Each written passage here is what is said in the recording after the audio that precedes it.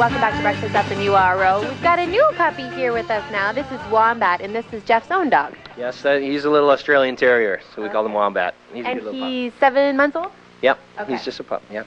So we're going to talk just a little bit about babies, bringing home a new baby, you know, with a dog that's already kind of master of the home. Sure.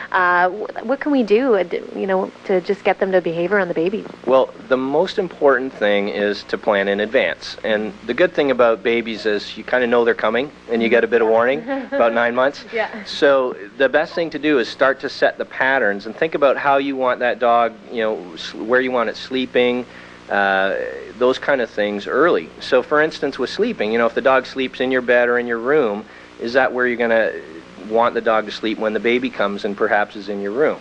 If the dogs are allowed on the furniture now, that might not be such a great idea if the kids are going to be up on the furniture because they're just too close and might bump into each other. Not that they'll do anything mean, but you know, dogs have teeth and they're kind of bouncy and accidents happen.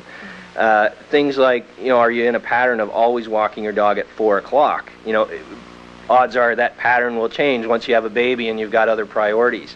But the time that you do spend with your dog, the more that you use their brain, because you'll have less time. When you know, we've had that experience of having kids and the dogs take a little bit of a lower priority. Yeah. But you need to use the time that you have with the dog to really work their brain and give them as much activity mentally, which will keep them actually more tired than if you just let them run. So that's, I think a lot of people understand that, oh, I'll just let my dog run. But it's just the same with us. After exercise, you know, you feel invigorated, but after brain work, you feel more tired. So the dogs are better off if you do a little brain work instead of the flat-out exercise all the time.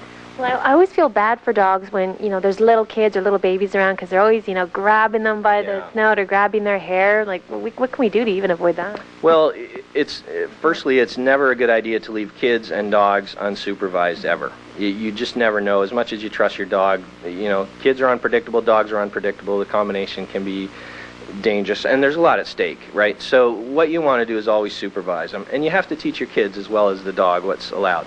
But if you get good control overall with behavior and being a good leader for your dog, then they'll tend to listen to you really well when it comes to how to behave around the kids. So, you know, getting involved with a program like Barkbusters or other training where you really get the dog behaving well around the house will really help you when you have a baby around the house as well. Well, I've been really impressed with Barkbusters, even just a little bit I've seen here this morning. It's great that they're in Canada now.